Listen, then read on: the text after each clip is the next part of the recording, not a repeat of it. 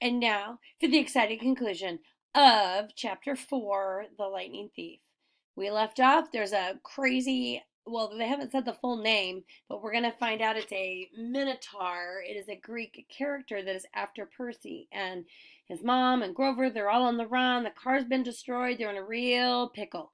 So, top of the left-hand column is where I left off, and I'm going to go ahead and wrap this chapter up like a present.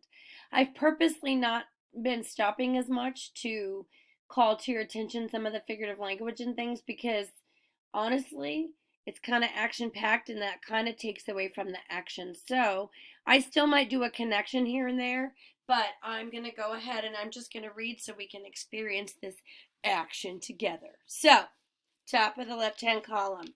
Actually, I'll show you. Okay. But I just stood there frozen in fear as the monster charged her, meaning his mom. She tried to sidestep as she told me to do, but the monster had learned his lesson. His hand shot out and grabbed her by the neck as she tried to get away. He lifted her as she struggled, kicking and pummeling the air. Mom! She caught my eyes, managed to choke out one last word. Go! Then, with an angry roar, the monster closed his fists around my mother's neck, and she dissolved before my eyes, melting into light, a shimmering golden form, as if she were a holographic projection. A blinding flash, and she was simply gone. No! Anger replaced my fear. Newfound strength burned in my limbs, the same rush of energy I'd gotten when Mrs. Dodge grew talons.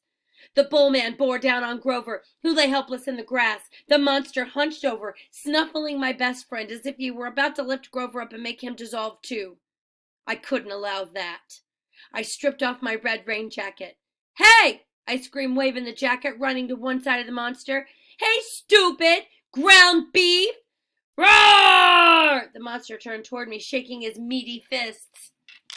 I had an idea. A stupid idea, but better than no idea at all. I put my back to the big pine tree and waved my red jacket in front of the bullman, thinking I'd jump out of the way at the last moment. But it didn't happen like that. The bullman charged too fast, his arms out to grab me, whichever way I tried to dodge. Time slowed down. My legs tensed.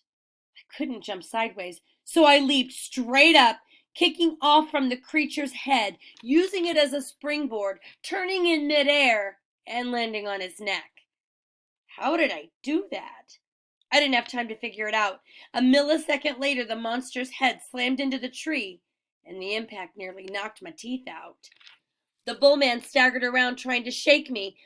I locked my arms around his horns and to keep from being thrown. Thunder and lightning were still going strong. The rain was in my eyes. The smell of rotten meat burned my nostrils. The monster shook himself around and bucked like a rodeo bull. He should have just backed up into the tree and smashed me flat. But I was starting to realize that this thing had only one gear. Forward.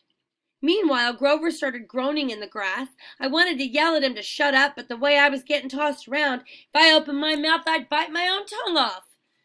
Food, Grover moaned. The bullman wheeled toward him, pawed the ground again, and got ready to charge. I thought about how he had squeezed the life out of my mother, made her disappear in a flash of light, and rage filled me like high-octane fuel. I got both hands around one horn, and I pulled backward with all my might. The monster tensed, gave a surprised grunt, then snap. The bullman screamed and flung me through the air. I landed flat on my back in the grass. My head smacked against a rock. When I sat up, my vision was blurry, but I had a horn in my hands. A ragged bone weapon, the size of a knife. The monster charged. Without thinking, I rolled to one side and came up kneeling. As the monster barreled past, I drove the broken horn straight into his side, right up under his furry rib cage. The bullman roared in agony. He flailed, clawing at his chest, then began to disintegrate, not like my mother in a flash of golden light, but like crumbling sand blown away in chunks by the wind, the same way Mrs. Dodds had burst apart. The monster was gone. The rain had stopped. The storm still rumbled, but only in the distance. I smelled like livestock and my knees were shaking. My head felt like it was splitting open. I was weak and scared and trembling with grief. I'd just seen my mother vanish.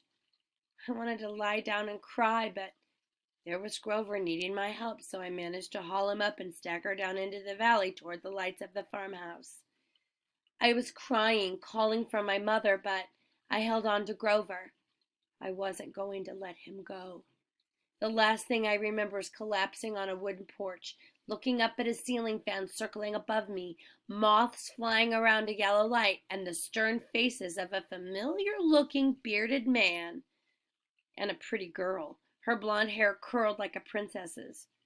They both looked down at me, and the girl said, "He's the one. He must be." "Silence, Annabeth," the man said. "He's still conscious. Bring him inside." Dun dun dun. So, guys, I don't know about you, but there's a couple of questions I have at the end of this chapter. Did his mom die? It never said that he saw her die. It said that he saw her disappear. So I'm wondering, I mean, if you disappear in a flash of light, where do you go? What do you do? So, I mean, should he assume she's dead? If it was me, I probably would think she was dead. But do we really know? Is there enough information? No. And could you imagine if you put yourself in Percy's place? I can't imagine watching my mother just disappear like that, and this whole life that I've known is like, well, my best friend is a half a goat, he's a satyr, the minotaur does exist, there's, all of these things, and now I wake up surrounded by strangers. Well, one of them is a not stranger, and I just can't even imagine being in this situation. So the next chapter will be chapter 5. I play pinochle with a horse. And look for the next installment of The Lightning Thief coming to you tomorrow. Take care, guys. Talk to you soon.